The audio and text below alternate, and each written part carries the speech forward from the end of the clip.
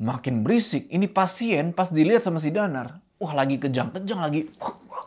Ngebanting-banting badannya ke ranjang. Bikin Danar makin penasaran. Akhirnya Danar beraniin diri nih buat ngecek. Pelan-pelan Danar coba sibak tuh hidung gorden putih. Seret.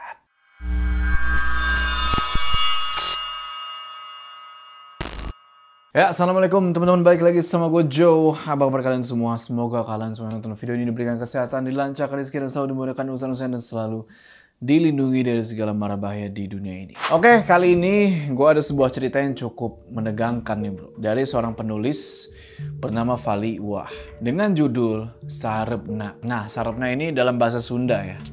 Kalau diartiin ke bahasa Indonesia itu artinya menjelang maghrib. Jadi gini. Kata orang-orang tua dulu, jangan pernah kita keluar di waktu maghrib, kecuali kalau mau ibadah nih. Mau ke masjid, sholat maghrib berjamaah. Tapi kalau main dan ngelakuin hal-hal yang gak jelas, lebih baik jangan. Kenapa? Katanya makhluk-makhluk itu lagi kuat-kuatnya di waktu maghrib. Dan bener aja, kejadian ini dialami sama satu orang yang gak nurut sama nasihat itu. Maghrib, dia naik motor ngebut dan bam!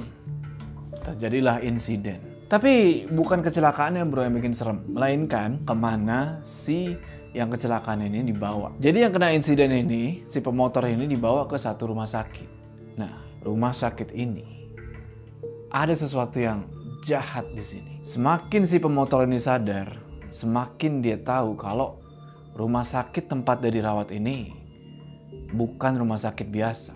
Penasaran gimana ceritanya? Tonton video ini terus. Udah, kita nggak usah lama-lama lagi, udah siap? Mode horor aktif.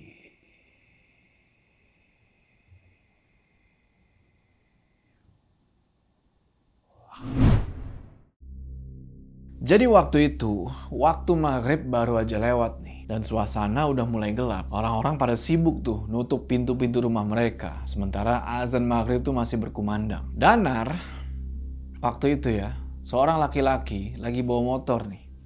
Masuk waktu maghrib, bukannya dia pelan-pelan, tapi dia malah ngebut semakin kencang. Nyusurin jalanan Bogor yang udah mulai sepi. Rencananya, dia ini mau main ke rumah temennya di daerah Parung. Bisa dibilang agak lumayan jauh tuh. Makanya dia bawa motor itu agak ngebut. Ya mungkin menurut dia, jalanan Bogor malam-malam gitu tuh enak lah buat speeding. Singkat cerita, semakin gelap tuh kan, maghrib lewat. Dan cuma lampu-lampu jalanan aja nih yang menemani dia. Si Danar ini ngebut di jalan yang nggak tahu kenapa waktu itu sepi bro. Pas lagi fokus ngeliatin jalan yang lurus, tiba-tiba nggak tahu dari mana datangnya itu ada bocah kecil nyebrang jalan. Refleks si Danar ini banting setir ke arah kiri dan alhasil motornya oleng. Dan dia nggak bisa kendaliin, akhirnya motor dia nabrak tiang listrik tuh. Brak! Nah di situ badannya langsung sakit semua tuh. Yang dia tahu dia udah jatuh di tanah dan kakinya ketiban sama motornya sendiri. Helmnya si Danar nggak tahu tuh mental kemana. Pas dia pegang dahinya dia, wah ini kok udah basah. Ternyata dia palanya udah berdarah bro. Pandangannya pelan-pelan mulai kabur, pusing banget. Semuanya tuh berasa blur. Danar udah rebahan aja tuh di pinggir jalan. Dan gak ada satupun orang yang lewat waktu itu. Sepi. Dan yang lebih aneh, bocah yang nyebrang tadi kalau emang itu manusia, otomatis dia minimal ya masih kelihatan lah wujudnya. Nah ini udah nggak ada sama sekali. Beberapa menit kemudian,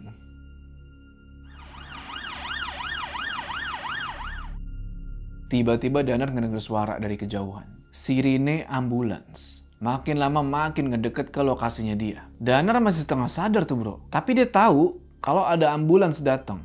Nah nggak lama bener aja. Itu ambulans berhenti tepat di deket dia. Dan langsung Lani keluar dari dalam ambulan itu. Dua orang petugas pakai baju serba putih. Ngeluarin tandu, terus mulai ngangkat motor yang jepit kakinya si Danar. Habis itu, diangkatlah si Danar nih ke tandu dan dibawa masuk nih ke dalam ambulans. Di dalam ambulans, petugas medis mulai ngebersihin tuh luka-lukanya si Danar. Tapi Danar nggak bisa bohong kalau kondisi dia waktu itu bener-bener pusing. Pandangannya udah, mungkin shock kali ya. Sampai akhirnya, pingsan lah dia. Sadar-sadar, Danar ini udah ada di semacam rumah sakit. Ketika dia buka mata, bener-bener full buka mata, dia lihat sekeliling kan. Kok suasananya aneh banget. Dia ngeliat ada orang-orang lalu lalang bro. Tapi nggak tahu kenapa muka mereka tuh pucat. Kayak nggak ada darah yang ngalir gitu loh di muka. Dokter sama perawat-perawat yang ada di situ juga kelihatannya kayak robot. Ekspresi mereka kosong, datar. Dan mereka ini nggak ngomong apa-apa sewaktu ngecek si Danner nih. Yang mereka lakuin cuma meriksa lukanya si Danner yang di kepala sama ganti perban. Pokoknya nggak make sense lah. Nah, Danner waktu itu kebangun karena dia ngedengar suara seseorang yang lagi merintih kesakitan, bro. Di sebelah tempat tidurnya dia. Yang kan biasanya ke rumah sakit nih, tempat tidur, gorden, tempat tidur. Nah, dari situ dia ngedengar ada suara orang merintih kesakitan. Dia lihat jam di tangannya tuh kan. Wih, jam 2. Berarti tadi kan kejadian habis maghrib. Sekarang udah jam 2 dini hari berarti. Dana di situ bengong aja kan. Berusaha nginget-nginget apa yang udah terjadi sebenarnya. Dia coba inget-inget insiden tadi di jalan. Dan sekarang dia udah ada di rumah sakit nih. Cuma nggak tahu ini rumah sakit apa, daerah mana. Suara rintihan itu makin kedengeran jelas. Kedengeran dari balik gorden itu. Dan Danner nengok begini, kelihatan kalau di atas kasur itu emang ada orang lagi berbaring. Dari siluetnya. Danner mikir mungkin ini pasien yang baru datang sewaktu tadi dia lagi tidur. Nah, nggak tahu apa yang dialami sama pasien ini. Pasien ini tuh terus aja tuh merintih-rintih kesakitan. Kadang nangis, kadang meracau, bahkan ngomong sendiri, bro. Ngomongnya tuh kayak bisik-bisik, kayak lagi ngomong sama orang lain. Dan lagi, ruangan itu nggak tahu kenapa dingin banget. Danner coba tarik selimut supaya buat sedikit ngangetin badan lah. Karena dinginnya ini nggak normal, kayaknya AC nggak sedingin ini deh. Dia baru inget di situ. Kalau dia belum sama sekali ngabarin orang rumah kalau dia ini kena insiden di jalan. Akhirnya dia rogoh lah tuh kantongnya dia kan. Buat nyari HP. Diambil HP. Tapi sialnya nggak ada sinyal. Coba ditelepon, yang kedengeran cuma suara operator yang bilang, maaf, nomor telepon Anda sedang ada di luar jangkauan. Dan coba tuh beberapa kali kan, coba telepon, tetap nggak ada sambungan. Fix, ini nggak ada sinyal sama sekali. Dia juga coba kirim pesan ya kan. Tapi itu nggak ada yang kekirim satupun. Coba lagi ngubungin anggota keluarga yang lain, saudara, temen, siapapun lah. Tetap hasilnya nihil. Nggak ada yang bisa nyambung. Dia tarik nafas dalam-dalam itu kan, berusaha buat nenangin diri. Suara pasien di sebelahnya dia ini makin lama makin ngaco. Rintiannya makin kenceng, makin sering nangis, terus tiba-tiba ketawa kayak orang stres. Sempet mikir nih, apa jangan-jangan gue di rumah sakit jiwa kali? Danner makin merinding aja tuh. Dia coba apa ya? Coba buat nggak peduliin lah suara itu. Dia cek lagi tuh HP-nya kan. Nah sekarang ada sinyal, bro. HP-nya ada sinyal, bisa dong hubungin. Dia coba hubungin nih. Yang anehnya, ini ada sinyal. Dia coba hubungin anggota keluarganya, gak bisa, gak ada yang nyambung. Lagi pula, Danner mikir juga nih, oke, kalau udah berhasil ngubungin, gue kan gak tahu ini gue dirawat di mana, rumah sakit apa. Ya udahlah, dia taruh lagi tuh HP-nya di kasur. Balik lagi bengong gitu kan, sambil mikir nih sampai kapan di rumah sakit. Nah, ini rumah sakit tuh sunyi banget ya. Yang kedengeran tuh cuma suara pasien sebelah ini nih, yang terus merintih kesakitan. Si Danner coba merem nih kan, berharap bisa tidur gitu loh. Tapi suara rintihan pasien ini ngeganggu dia. Sebenarnya Danner pengen banget ngecek ke pasien sebelah ini kenapa sih ini orang gitu loh. Tapi dia belum berani tuh. Sampai akhirnya tiba-tiba suara pasien di sebelahnya dia ini makin parah, bro. Makin berisik. Ini pasien pas dilihat sama si Danner, wah lagi kejang-kejang lagi. Ngebanting-banting badannya ke ranjang, bikin Danner makin penasaran. Akhirnya Danner beraniin diri nih buat ngecek. Pelan-pelan, Danner coba sibak tuh hidung gorden putih. Seret. Wah, di situ udah tegang banget. Ini jantung berasa kayak mau copot. Pas dia sibak itu gorden, set. Ternyata apa yang dia lihat itu lebih parah daripada apa yang dia bayangin. Pasien di sebelah dia itu, mukanya udah penuh sama darah. Matanya udah putih semua. Kayak orang kerasukan. Badannya kejang-kejang, gemeter gak karuan. Dan tangannya tuh kayak ngepel kenceng banget kayak nahan sesuatu. Danner cuma bisa bengong ngeliat itu. Karena ya mau ngapain juga gitu loh. Mau coba nenangin ini orang tapi waduh serem banget. Di situ dia pengen teriak. Tapi gak tahu kenapa suara tuh gak keluar, bro. Kayak tercekat di sini nih. Gak lama setelah itu, perempuan yang tadi lagi kayak orang kerasukan dalam posisi rebahan sekarang udah duduk. Dan duduknya itu aneh banget. Badannya tuh muter. Kayak boneka yang diputer paksa. Jadi posisinya gini, bro. Nih gue jelasin biar lebih enak ya. Dia bangun, ngadep ke sana. Danar kan di sini.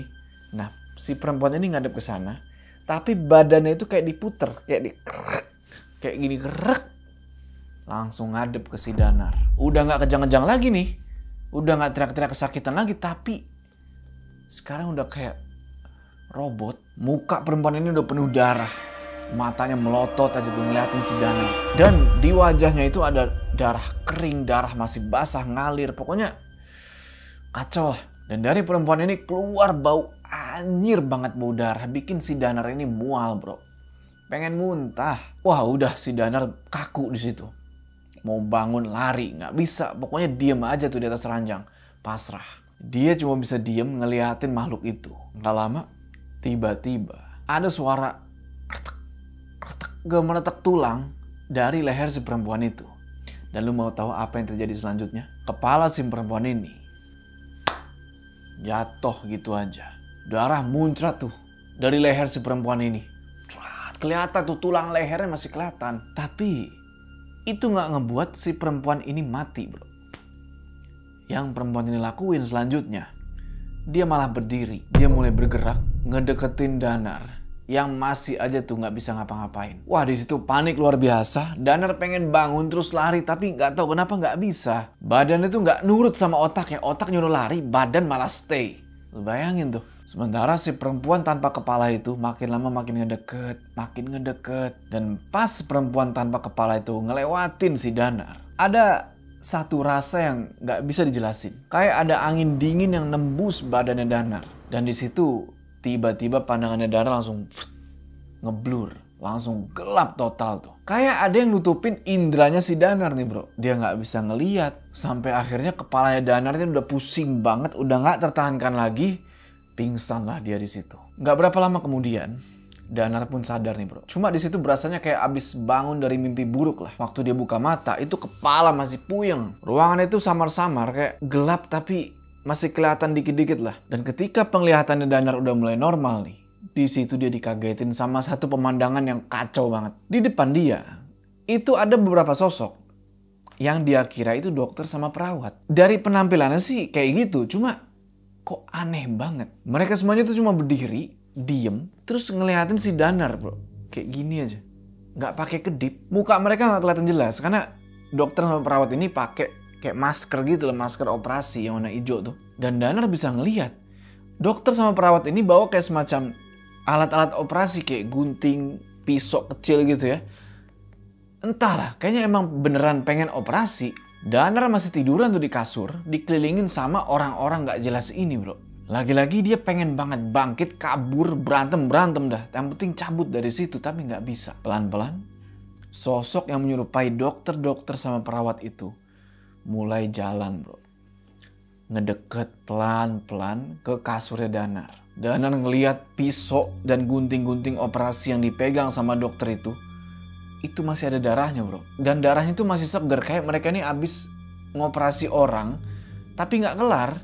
Dalam kekalutan itu Danar paham satu hal, kalau dia ini bukan di alam dia lagi, tapi ini kayaknya udah di alam lain. Dan dokter sama perawat itu bukan dokter beneran, melainkan mereka ini makhluk-makhluk astral yang mau ganggu dia. Walaupun jujur Danar ini bukan orang yang paham agama ya, tapi dia hafal lah sedikit baca-bacaan doa yang dulu dia hafalin waktu kecil. Di situ dia baca-baca doa aja tuh kan sambil istighfar. Dan di situ nggak tahu kenapa setelah baca doa dan istighfar itu dia bisa bangkit dari kasur dan berdiri, lari dari situ. Tapi sampai di depan pintu ruangan dia dirawat, pintunya kayak dikunci.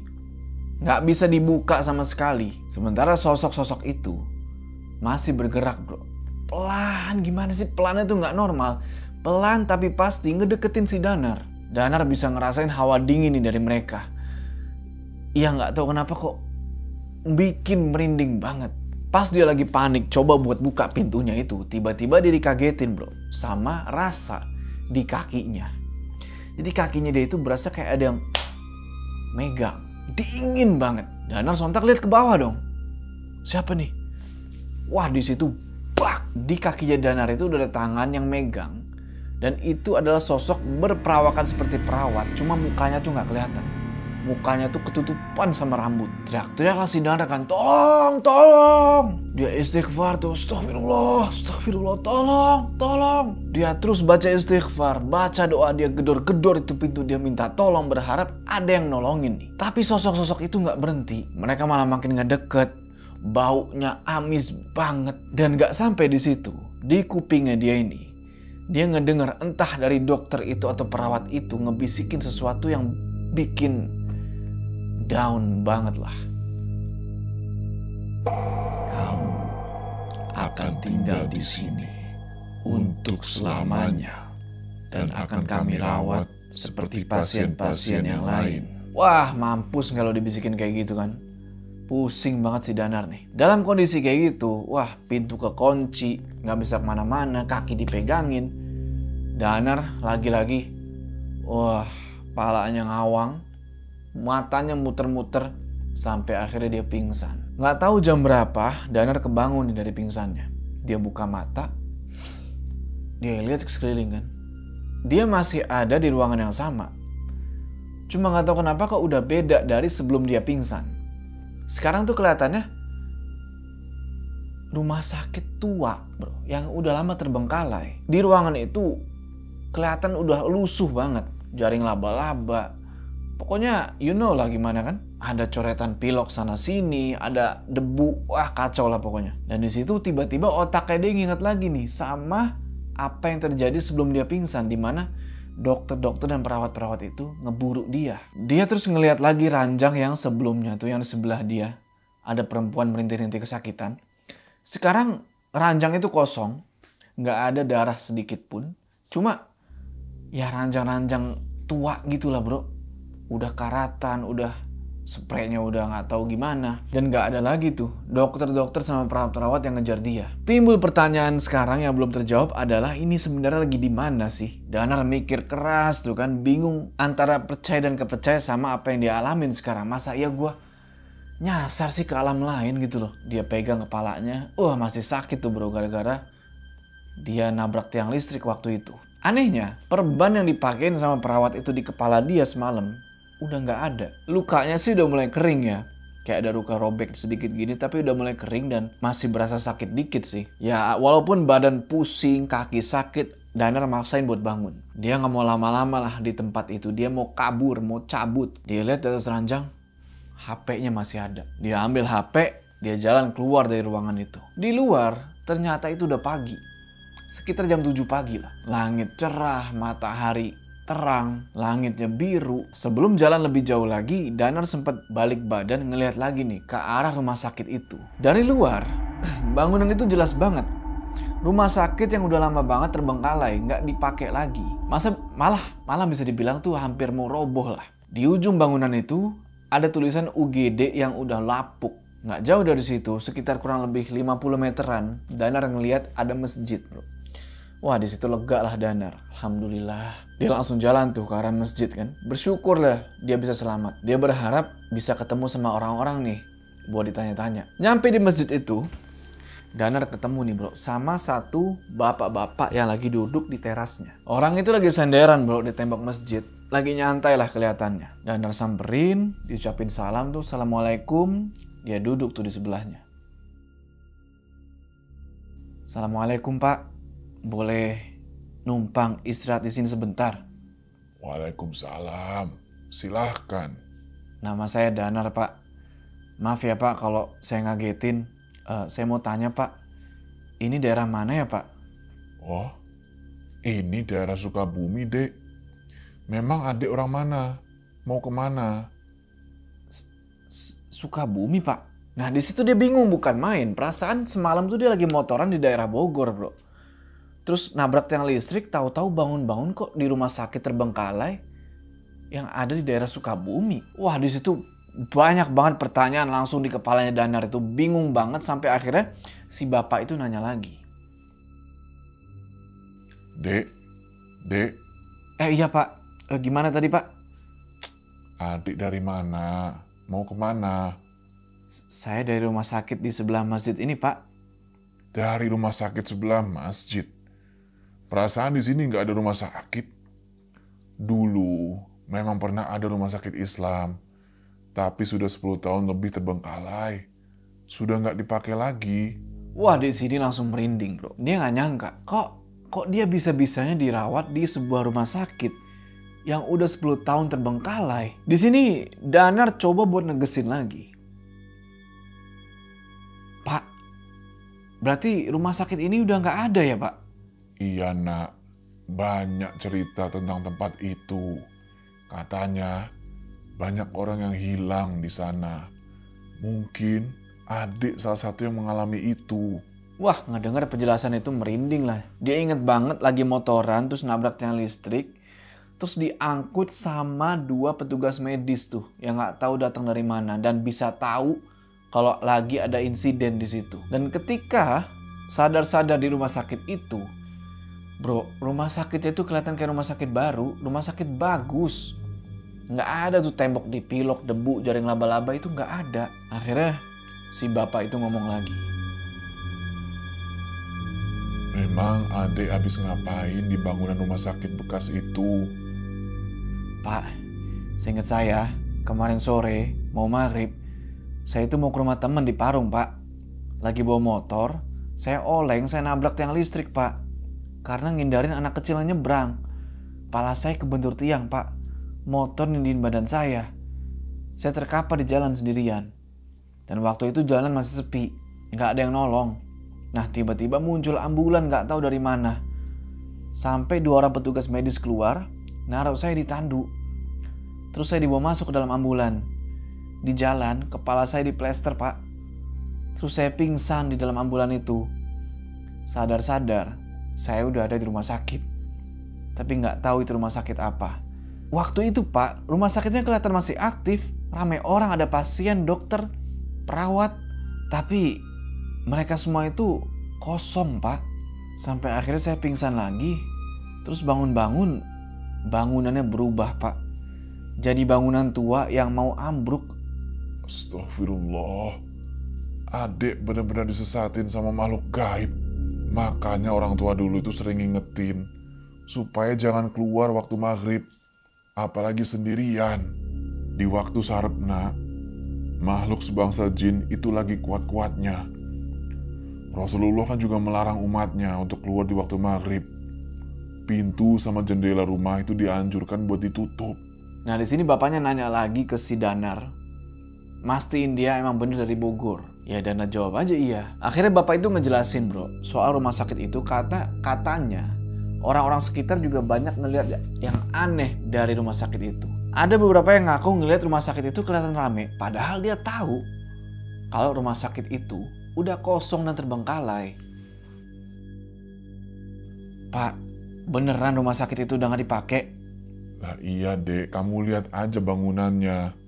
Masa bangunan kayak gitu masih mau dipakai? Sekarang adik mau pulang ke Bogor. Iya, Pak, tapi dompet saya hilang, Pak, waktu kecelakaan. Jadi gak ada uang saya buat pulang. Pas lagi ngomong kayak gitu, tiba-tiba HP-nya Danar nih geter. Di situ dia buru-buru ambil HP-nya. Dia lihat siapa yang nelpon. Abangnya, bro, abangnya nelpon. Ya udah dia angkat lah nih. Danar, kamu di mana sekarang? Abang khawatir. Udah seminggu ini nyariin kamu. Bapak sama ibu juga panik. Katanya kamu mau ke rumah teman di Parung.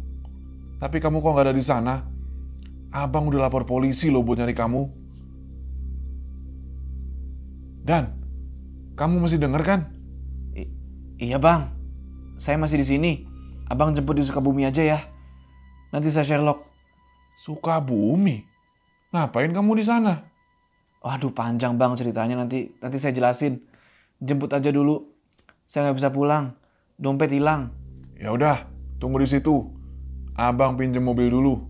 Sambil nunggu jemputan, Danar ngobrol-ngobrol lagi tuh sama si bapak. Nah, karena kasihan, bapak itu beliin makanan lah buat si Danar ini. Nah, sekitar 4 jam kemudian, akhirnya datang juga tuh si abangnya bawa mobil. Abangnya disitu ngeliat adeknya lega, bro. Ketemu juga, cuma di sisi lain, waduh, muka lu kok kenapa itu kan. Sebelum pulang ke Bogor, Danar sempat pamitan dulu nih sama bapak-bapak yang di masjid itu. Ya udah, akhirnya dari situ pulanglah nih si Danar ke Bogor.